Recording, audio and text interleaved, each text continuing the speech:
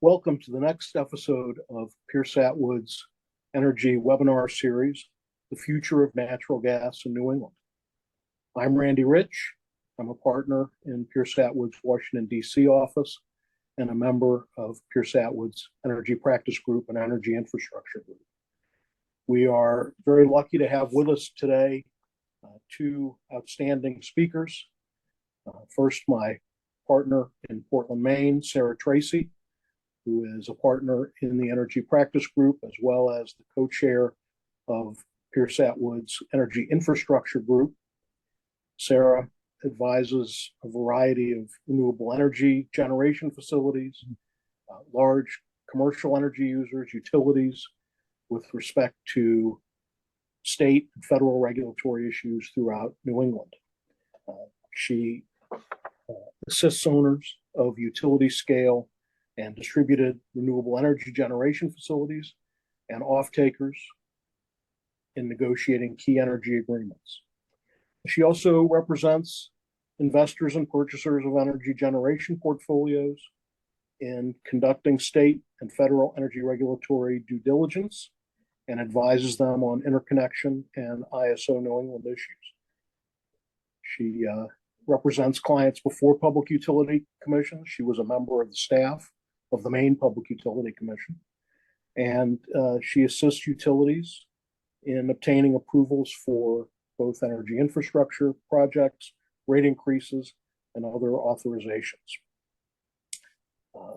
Sarah is a member of the Energy Working Group of the Maine Climate Council and is a board member on multiple state and local boards. She was recently named a Lawyer of the Year in Maine for energy regulatory law by Best Lawyers in America. That's for a second time. Pretty impressive, Sarah. And she's recognized not only in Best Lawyers, but by Chambers USA. Our special guest speaker is Rick Smead, the Managing Director of Advisory Services for RBN Energy. RBN is an analytics and consulting firm that focuses on fundamentals in the natural gas, oil, and natural gas liquids industries. Rick specializes in natural gas, and he has long been an expert on policy and advice, both in regulatory and litigation support, and provides strategic advice to a variety of folks in the energy industry, including gas pipelines, including regarding gas pipelines, potential supplies, and market initiatives. He's been doing this for over 3 decades. Most recently, he's been involved in the opportunities for the use of the nation's natural gas abundance, including power generation, LNG exports, and also giving advice and dealing with the aftermath of Winter Storm Uri, which, as everyone knows, hit Texas particularly hard. He's active in the Energy Bar Association. He's a former officer and board member. And I would note that he was recently awarded the Paul Nordstrom Award, which is a very prestigious award that the Energy Bar Association gives for service to the Energy Bar. With that, I'm going to get started. We've got, looks like from the participant counter, we've got a good group in the audience. We're going to make some short presentations and then hopefully take your questions. And if not, we have plenty of questions to ask each other. We're going to start with Sarah Tracy, because I think she's well suited, being up in New England, to sort of set the background for us in the context of this discussion of the future of natural gas in New England. Sarah? Thanks, Randy. I'm going to share my screen. Give me 1 second. Let's see if I can do this correctly. All right, how's that looking? Okay. That's great. Great. So all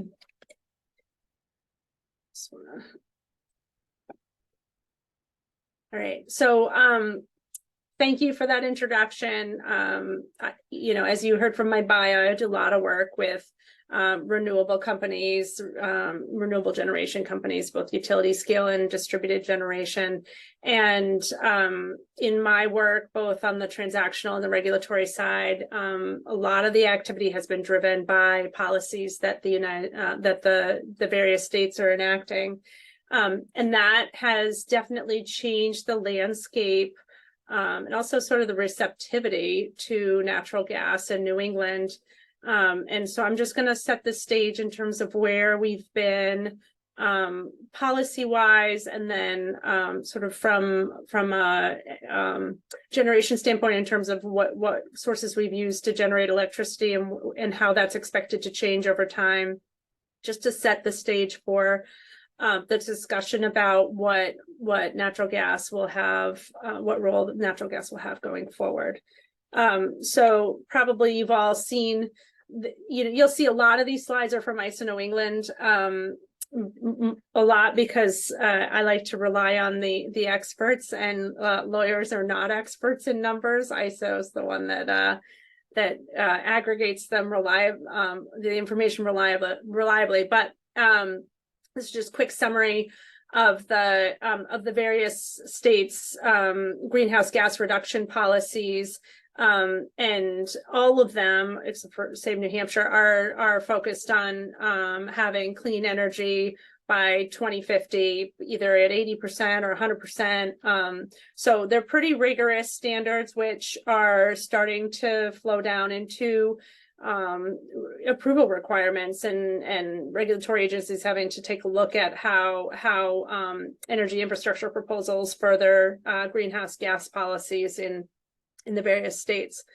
In addition, we've had for quite a while, but continue to have renewable portfolio standards, which requires that retail electricity providers need to provide certain amounts of electricity from renewable sources. This graph shows the class 1 or renewable energy resources that have to be provided by the competitive electricity providers in each state. It used to be for a while that Maine was at the top of that graph, but more recently Rhode Island enacted stricter standards, so they're now have the most rigorous standards out in 2040. So it's sort of a little bit of an arms race in terms of how rigorous the RPSs are. And that is also affecting, the demand for electricity in terms of electricity supplied by renewable sources. This slide shows just sort of a broad perspective on the right-hand side, on the left-hand side, my other right. This is a graph that shows, compares the sources of electricity from 2000 to 2022. And what you can see is that basically what used to be provided, electricity that was sourced from coal and oil, is now predominantly sourced from natural gas. And I think everybody understands that natural gas is sort of the dominant fuel for electricity generation. And you can see that from the middle circle, which shows that 46% of the energy sources right now are driven by natural gas. But obviously that is going to change. Everybody's talking about the change moving forward, and so I wanted to just sort of give you a little bit of context about where we're going now. The first is the projections from ISO New England, and this shows you this slide shows you the various sources. And I think the key takeaway here is, if you look at natural gas in the middle, the teal line is our present day 2022, which is sort of the most recent data.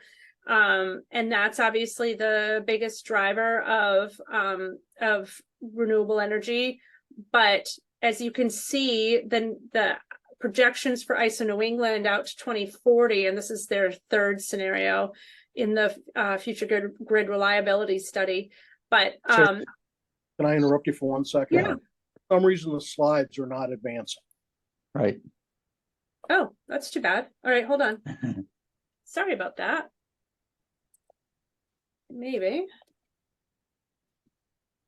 I'm going to stop sharing and then I'm going to share again. Okay. Sorry, folks. Yeah, thanks for letting me know. I didn't see that.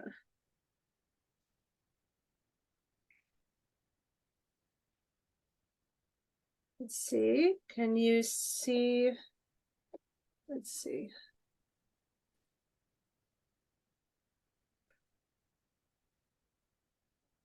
I think that's your second slide.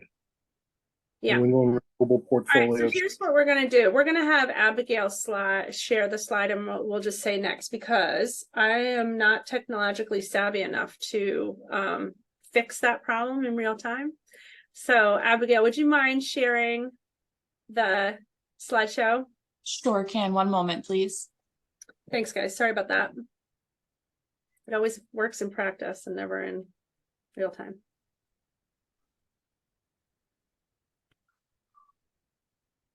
Well, by the same token, the amount of tech attorneys have learned since COVID is kind of amazing. Yeah, I still think we'd be better off having how to work your copier classes in law school. And We could do a whole webinar on that.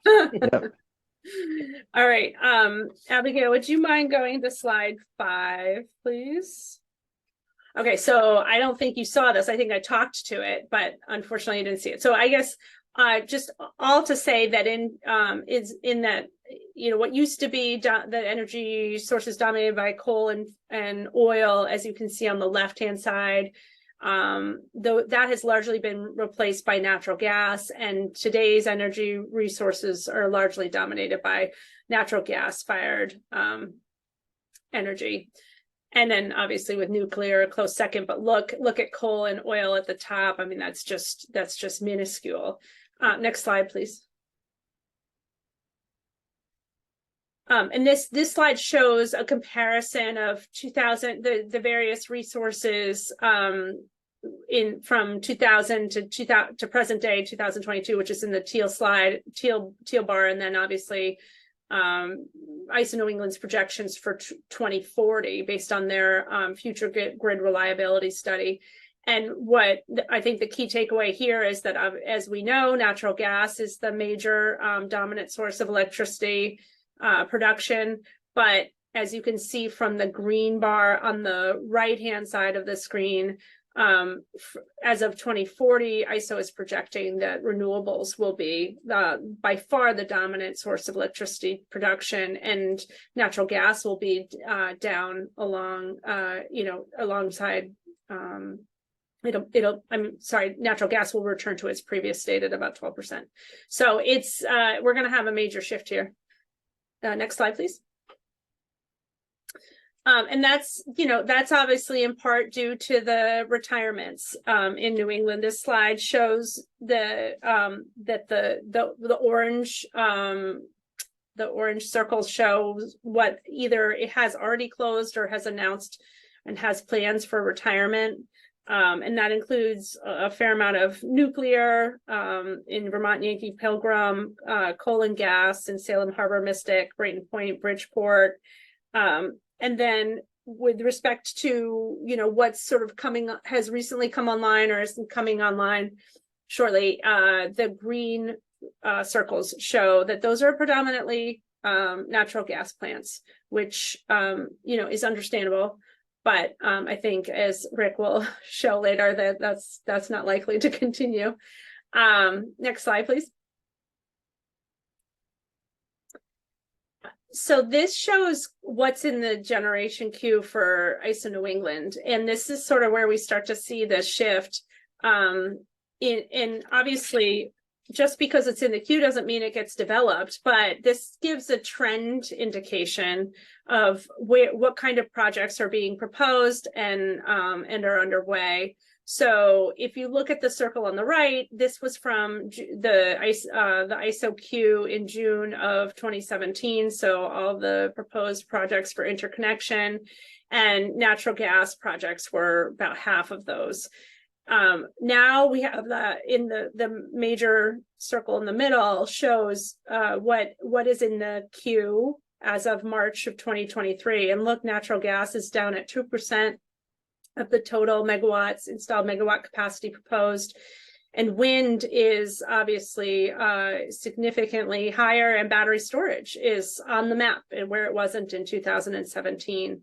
Of the 50% wind installed capacity proposed from wind, the large majority of that is offshore wind, a total of 14,600 megawatts. And then there's a little bit of onshore wind, but that is certainly showing that the market expects that the future projects to be developed will be renewable, not natural gas. Next slide.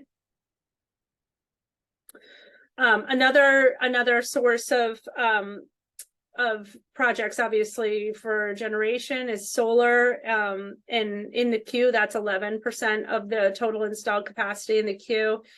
What is interesting is that right now, you can see in the table, we have about 5,000 megawatts of installed capacity of storage in New England.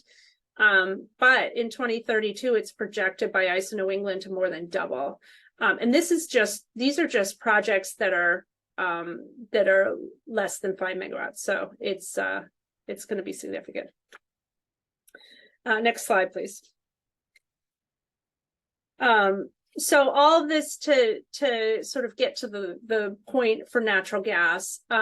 If our grid is going to be dominated by electricity generation from renewable sources, those are intermittent resources. And, there's certain points at which the wind doesn't blow. The curves on the bottom of this slide show that even at peak times, solar production goes into decline. In the summer by 4 p.m., in the winter by 2 p.m. So there is a need for other resources to fill the gaps. And the quote at the top is from ISO. And they don't say natural gas. They don't really even, sort of publicly pick sources. But what they say is that it's got to be a balancing resource. And what they mean by that is that it needs to be a source of electricity that can come on with relatively little notice and is not dependent upon the weather. So that could be storage, but certainly natural gas plays a huge role in that that service. The other piece that's going on in New England is that, and I don't have a slide that speaks to this, but is that with the advent of all of the electrification of heating, there's going to be a change in the system peak. Right now, the system peak is typically summer in New England, but that with all of the heat pumps and electric sources of heating in the wintertime, it is expected that will shift to a winter peaking system. And the reason that that's important, and actually ISO predicts that in 2040, the winter peak will be about 43 gigawatts. And of that, 23 gigawatts will be from electric heating sources. In 2050, the winter peak will be 57 gigawatts. And of that, about 33 gigawatts will be due to electric heating sources. So a significant change in behavior.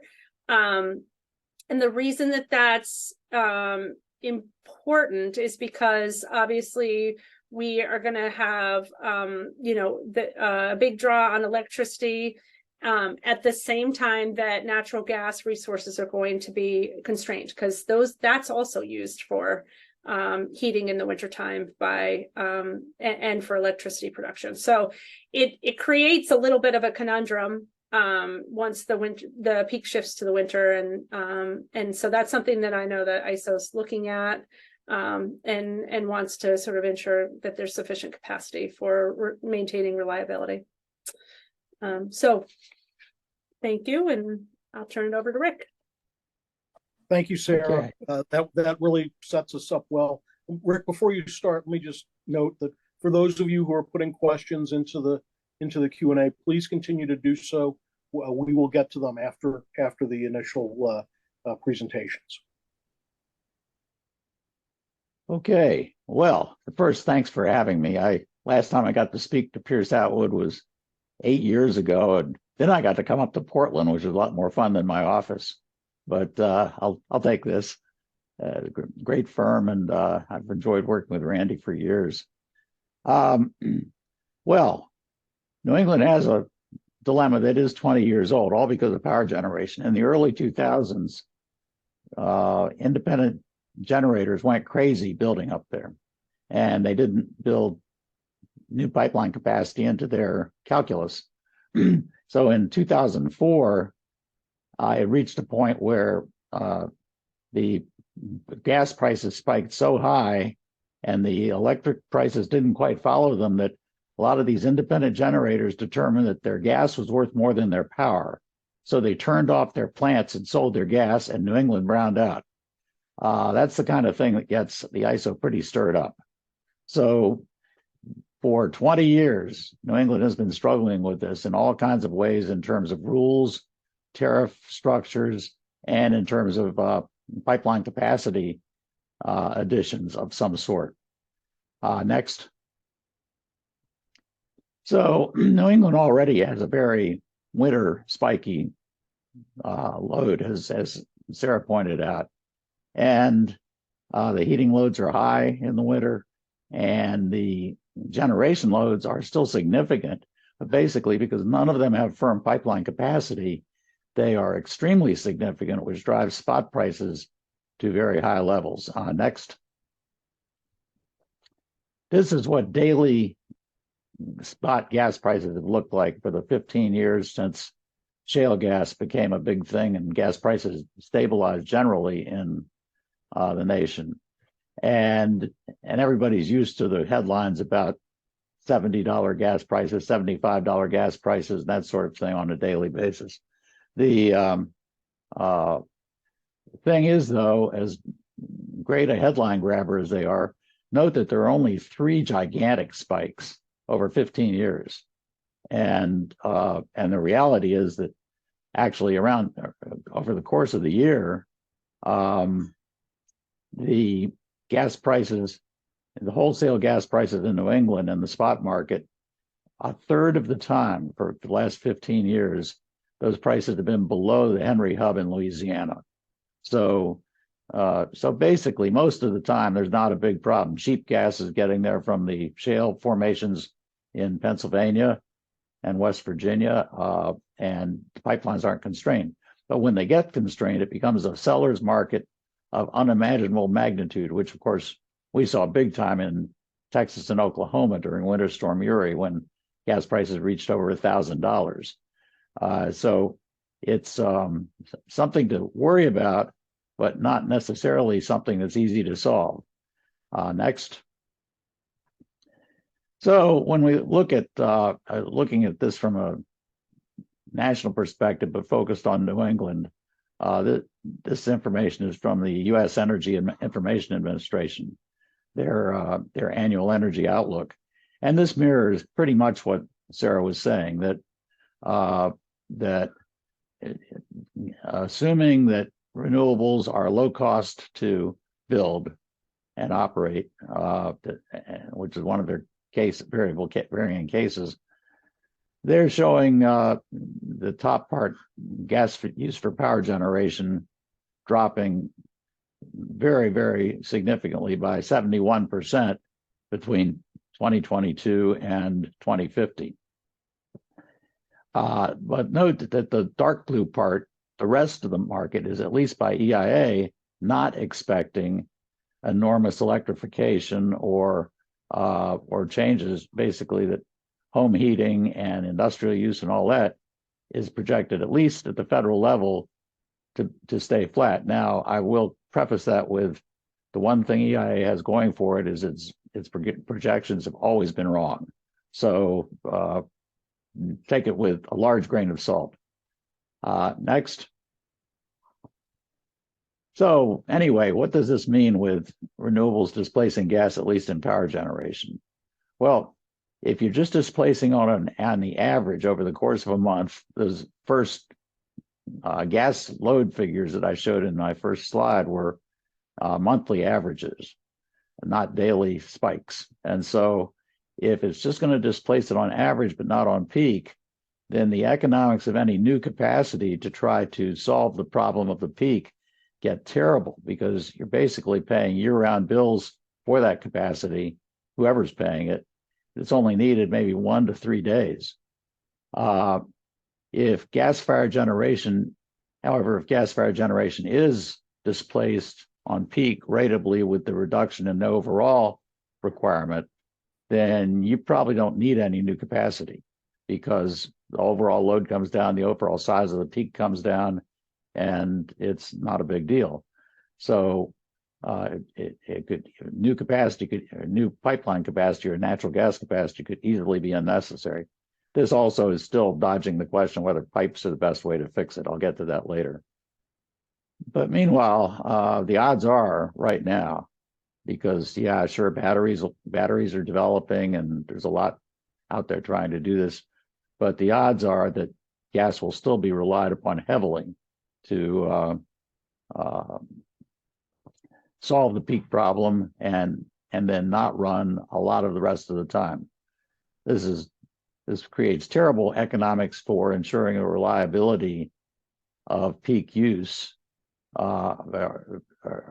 because anything you do would then also make renewables extremely expensive because that new cost would go with them. And at the same time, once you still have gigantic peaks and not much going on in the rest of the year, the independent power producers themselves are going to get increasingly unenthusiastic about being there to run when you need them, unless their prices go into the stratosphere. So it's not an easy dilemma to solve. Next slide. There have been a lot of attempts.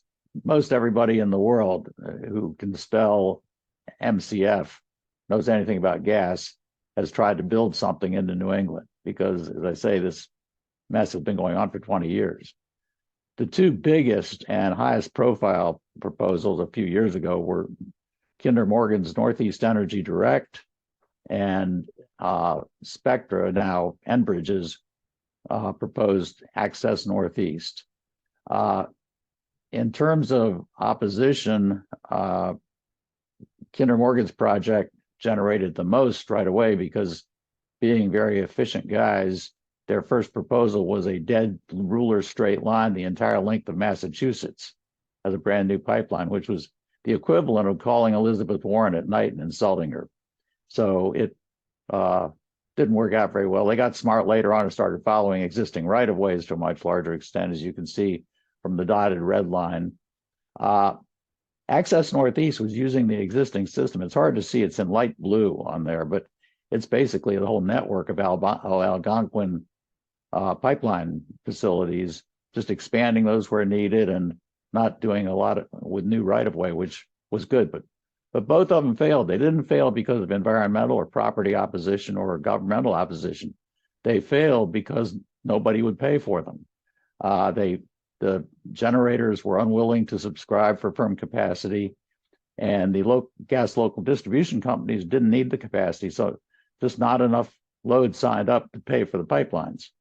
The 6 states working through NESCO tried to make it work. They put together a joint proposal to fund new capacity and then have it paid for through the electric distribution companies, but it fell through because the Massachusetts Supreme Court ruled that it was unconstitutional under the Massachusetts Constitution.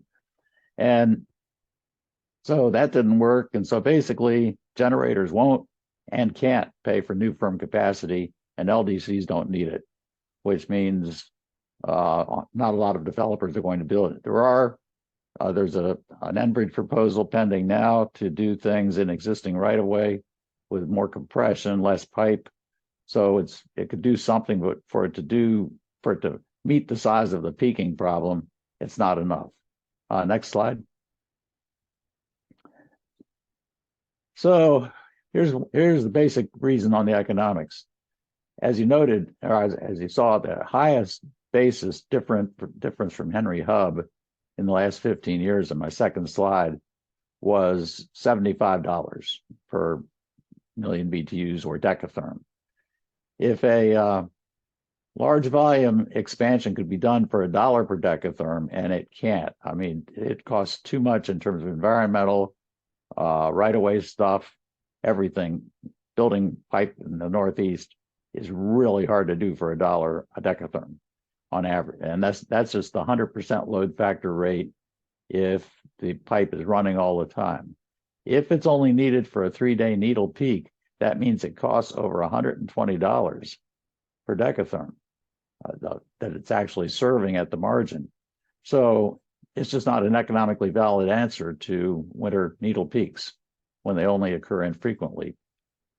And think about it, that those big needle peaks only occurred 3 times in 15 years. So it's hard to prove those economics to an investor or to a bank. So the right answer is some form of peak shaving or alternative fuel in generation that can be stored, something that can be there when you need it without any notice and isn't loading costs on everybody the whole rest of the time. And one answer could be Everett LNG in Boston, which is planned for a shutdown. It's an import terminal. It serves domestic power plant primarily. That could be put off. It could be kept in service, and then you could bring in new LNG when you needed it. The problem is, number one, they can't take pipeline gas and liquefy it without turning it into a much more expensive liquefaction plant, which would take forever and not be a good answer.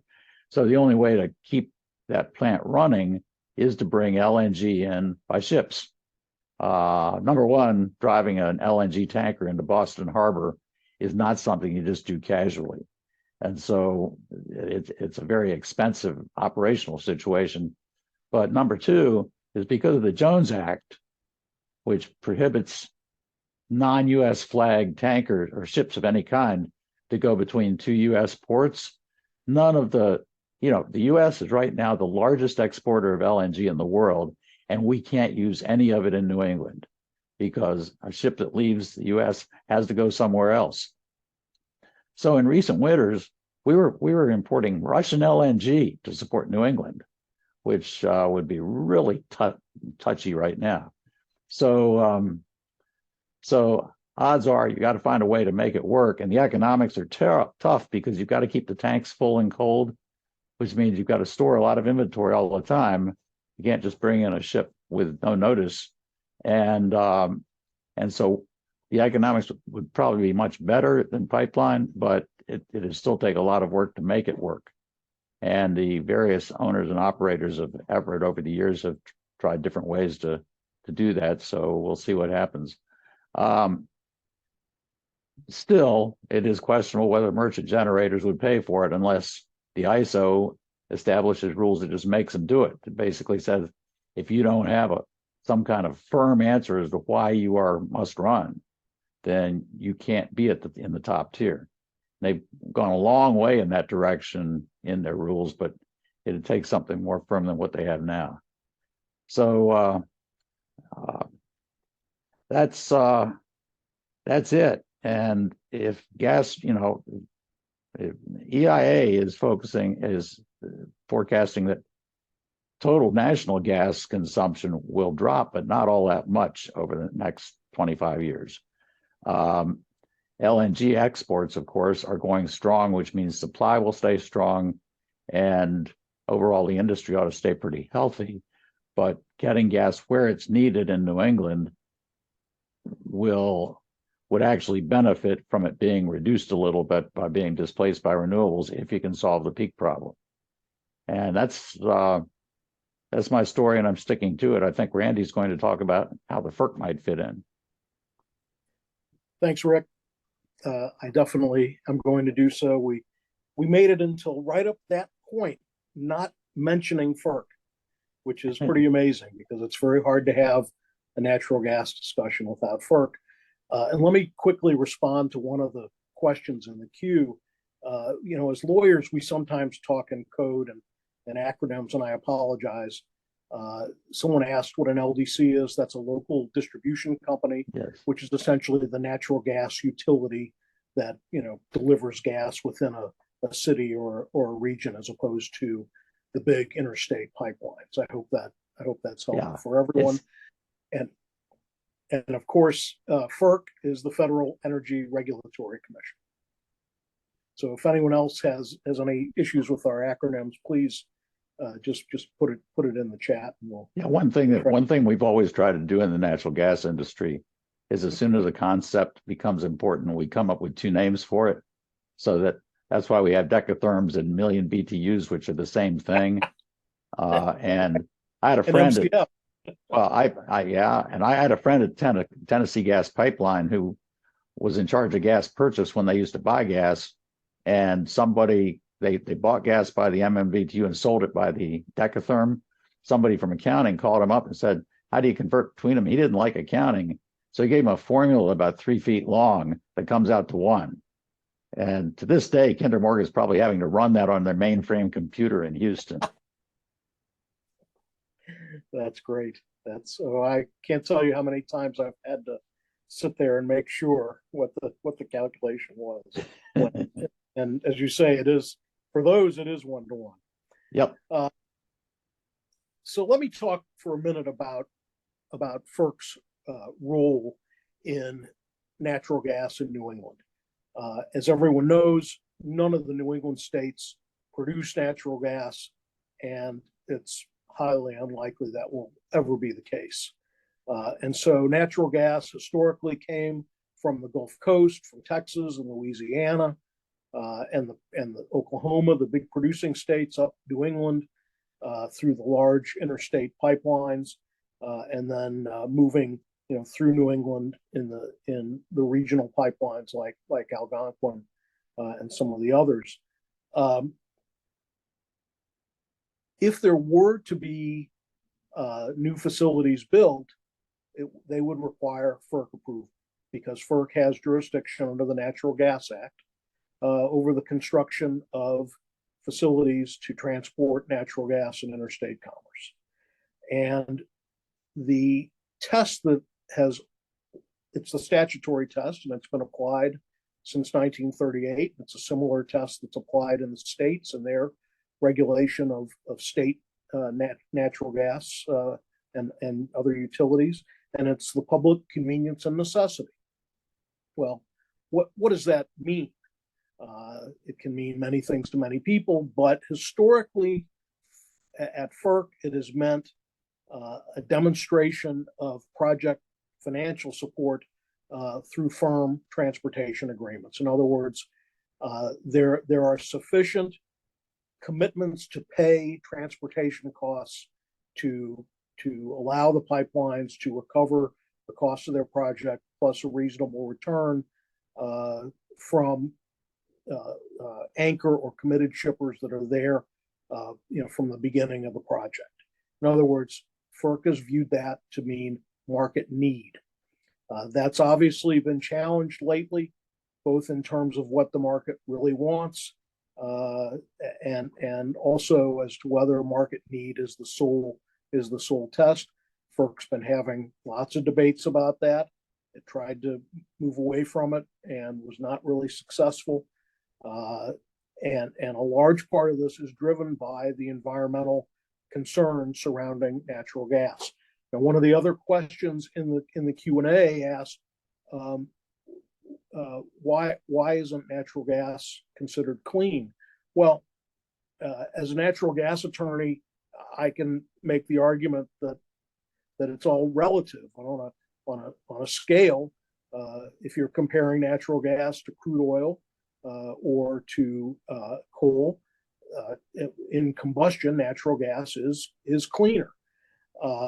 And even when you look at the total supply chain, in other words, from the production of natural gas through the combustion, and you compare that to the supply chains of, for example, solar panels, or even huge offshore wind turbines, you probably would find that with all the externalities involved in those other products, that gas is still relatively clean. Nevertheless, Methane, which is natural gas, is a potent greenhouse gas. There are places in the supply chain where it leaks, and certainly when it's combusted, it creates carbon dioxide. And all those things have caused people to change their view from natural gas as a bridge to the future to just being lumped in with other fossil fuels. And at FERC, these environmental concerns have been very important, probably for the last 10 years. Every project that FERC has ever reviewed and approved has been reviewed environmentally.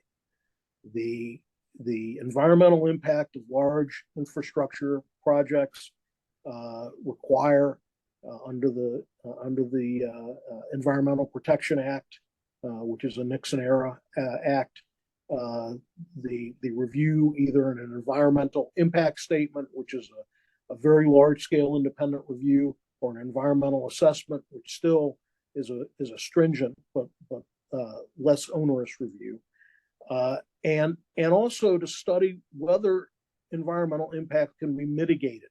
And FERC has authorized the construction of many pipelines, but required mitigation techniques to be used so that the environmental impact is lessened. More recently, landowners have come to the fore. They've been in many cases very aggressive about not wanting natural gas pipelines, underground pipelines, moving gas through their property, sometimes interfering with their trees or other views on their property, but often just because they don't want natural gas flowing close on a big high pressure pipeline flowing close to where they live. And then finally, but not unimportantly at all, are environmental justice community concerns, where I think, as we all know, many energy projects and other industrial projects have been built in neighborhoods, cities, and towns where relatively poor people reside, and FERC is now looking at that when they look at new energy projects as well, to try to limit the impact on environmental justice communities.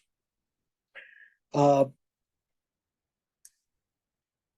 as Rick noted, while environmental concerns and landowner concerns certainly had a role, the last couple of big projects were killed because they weren't economic and no one wanted to pay for them. So I think that leaves us with the question: is there any way to increase or make more flexible New England's energy supply, its natural gas supply? And if there was, could FERC approve it? Before we get into that, I just want to mention one other thing. We're talking about science as it exists now and what we know now. I think some of Rick's slides may have taken into account the sort of known ability to capture carbon. I would just note that science is important. Science is important for understanding climate change, but it's also important for understanding that science and engineering brought us the abundance of natural gas that particularly in the Appalachian Basin and the Marcellus and the Utica formations.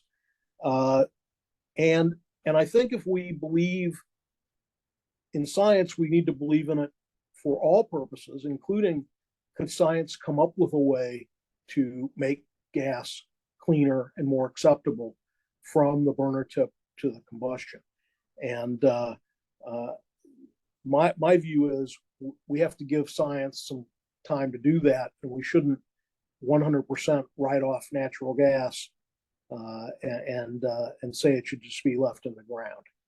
We need natural gas to meet those peaks, even if they're if it costs $120 on 3 days out of 15 years. With that, I'll just go ahead and pose my question to Rick and Sarah. I mean, based on your economic analysis, Rick and Sarah, based on your description of the ISO plans, would it even matter if science was successful in reducing the environmental impact of natural gas? Well, yeah. First, it'd matter a lot because that would undermine a lot of the all or nothing approaches that are being taken to just try to eradicate natural gas. And that's obviously a continuing source of enormous friction. So that, for example, carbon capture is one way that you can get gas cleaned up to the point where it is a perfectly clean source. But any movement in that direction is being strongly opposed by the environmental community because they see that as keeping gas around for a long time. And so there's a lot of friction against gas's continued existence as a fuel, and there's a lot of friction against the industry trying to do anything to solve it. So it would make a big difference if science and commercial acceptance could get gas on the other side of the environmental divide from where it is now, sitting there with coal, for crying out loud. Sarah, anything you want to add to that? I just want to, I mean, I think there's sort of this tension between all these policies about greenhouse gas reduction, but then there's, as the regional transmission organizations would remind you, there's a reliability issue. Yeah. And that is just as important in terms of keeping the lights on, keeping people warm. And that is, if you hear the heads of I'm actually moderating a panel tomorrow with all the heads of the ISOs, and that's what keeps them up at night is the reliability piece. Yeah. And so, obviously everybody's putting their finger on the pulse of battery storage to be a balancing resource, and there are some wonderful proposals, but that is still in process. And in Massachusetts alone, they're trying to sort out how to get those things permitted and who's got responsibility and jurisdiction for that. So it's coming, but it's not there yet. And so despite the continued challenges with the environmental piece, we still have this issue with the onset of wind and solar's coming quite quickly. Offshore wind's coming. It's been a little delayed with the supply chain issues and changes in pricing, but there's going to be a lag here that you still need natural gas to fill, whether you like it or not, just to make sure that we can meet the energy needs of the region.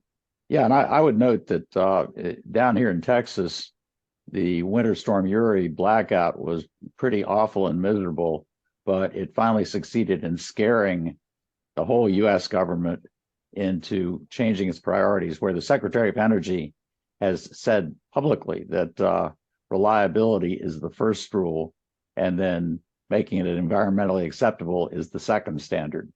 So it's really changed priorities. And then Winter Storm Elliott followed up and convinced a lot of people in the Northeast of the same thing. Yeah, I don't know if the states would agree with that. I can't speak for them, but I think there might be a healthy debate about which one's one and which one's two. But I think we shouldn't forget about that. Yeah, no, I've seen a subtle shift at least in the Biden administration, and yet that does not necessarily affect what happens at the state level, because especially northeastern states and California have been far ahead of federal policy and pushing in these directions for decades. So we will see. Yeah. Let's turn to a couple of audience questions. Rick, there's one for you from our friend and former partner Tom Welch, who asks whether the calculations concerning the economics of pipe expansion include the impact on electricity prices.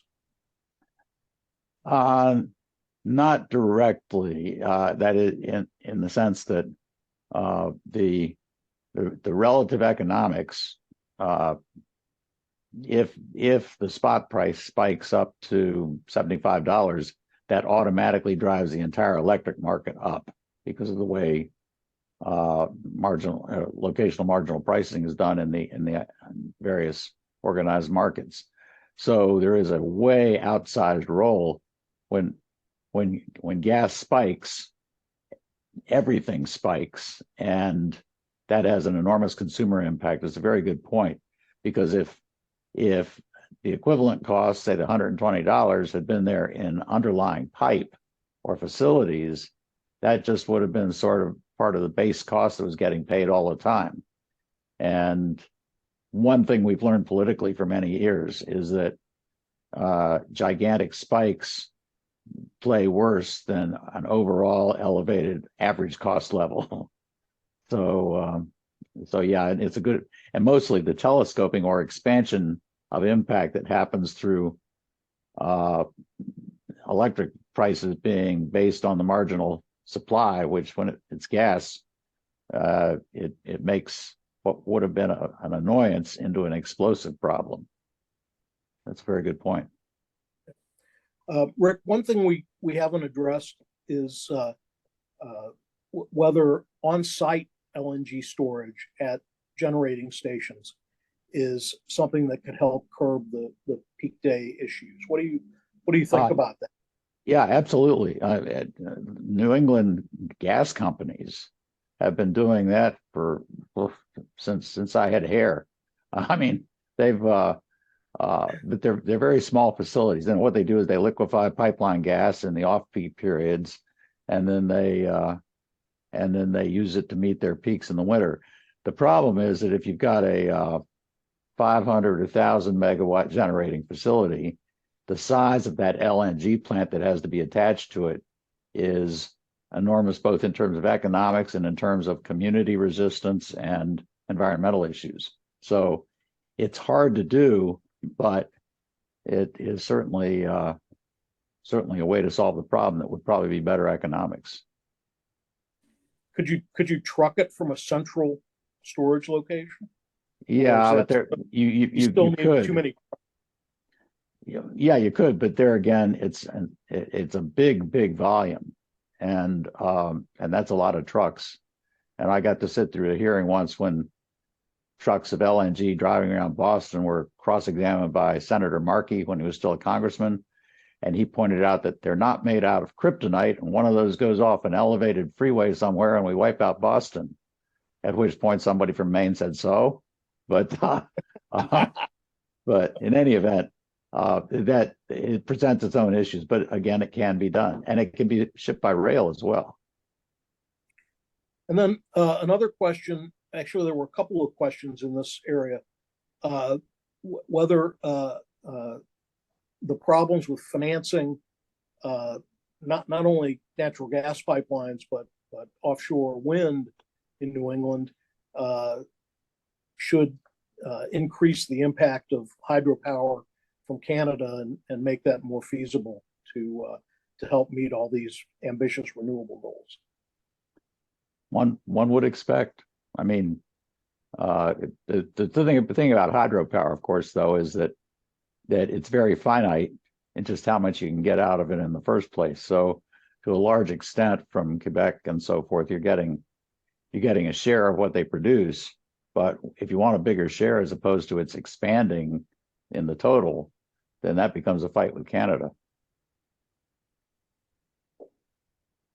Exactly. Sarah, anything you want to add on that? No. Okay. Let's see. We have a good question on the Jones Act. I've always been very fascinated by that, and I'm really glad you brought it up, Rick, because while bringing world market price LNG into Boston may not be a good answer, if there could be just a regular ship going between Cove Point, Maryland, and Boston back and forth, bringing gas from Appalachia at Appalachian market prices, at Columbia prices, or even Henry Hub prices. No, That would be a big advantage, and we have a question about what is the opposition to these impediments.